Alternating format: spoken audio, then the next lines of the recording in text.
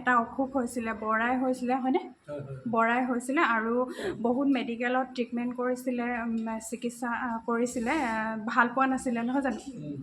আৰু ইয়ালৈ আহিছিলে, এই থানলৈ আহিছিলে আৰু থানতে তেওঁ ভাবিছিলে ভাল হ'লে কিবা এটা আগবঢ়াম বুলি, আৰু সেয়েহে আজি ভাল পালে নহয় জানো? তেখেতে এটা ঘড়ী আগবঢ়াইছে হয় নাই বাৰু? ঘড়ীটো নমস্কাৰ, আজি মই আহিলোঁ আই থানলৈ বুলি, আৰু আজি যিহেতুকে সোমবাৰ আৰু সোমবাৰে মই ব্ৰত ৰাখোঁ আৰু সেইকাৰণে আহিলোঁ আই থানলৈ বুলি। এটা অৰিহণা তামোল পাণ দি অকণমান সেৱা এটা কৰি যাওঁ আৰু সৰুকৈ ভিডিঅ' এটা প্ৰস্তুত কৰিছোঁ, আশা কৰিছোঁ আপোনালোকে চাব বুলি। আৰু এইফালে সেৱা লৈ ল'লোঁ আৰু চৌপাশটো, থানৰ চৌপাশটো আপোনালোকক অকণমান ভিডিঅ' আকাৰে দেখাই দিছোঁ।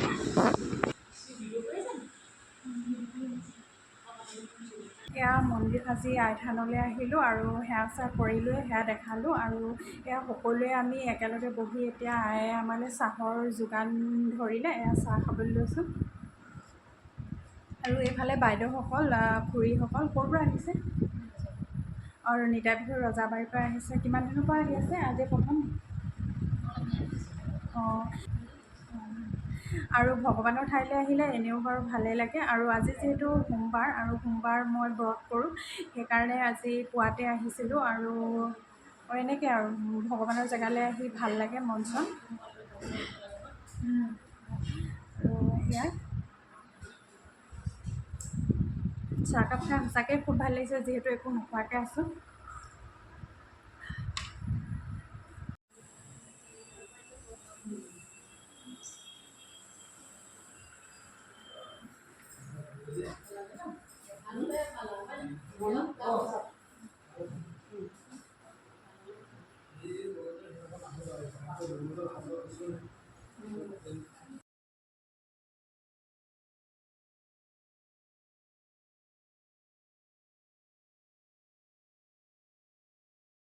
আৰু এইফালে আমি আই থানত আছোঁ, আৰু আই থানলৈ বহুতো ভক্ত আহিছে, তাৰে মাজৰে এইফালে এজন দাদা দেখা পাইছে। দাদাৰ হেনো এটা অসুখ হৈছিলে, বৰাই হৈছিলে হয়নে?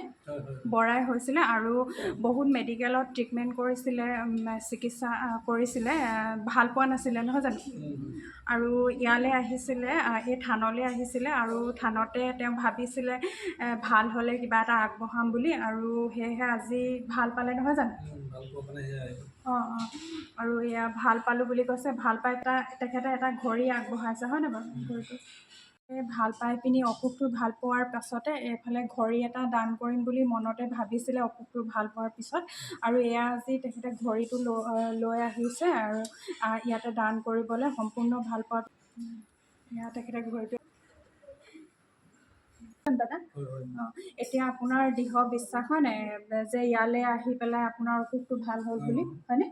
ইয়াতে আহি পেলাই আপুনি অসুখটো একদম পূৰা ভাল পাইছে।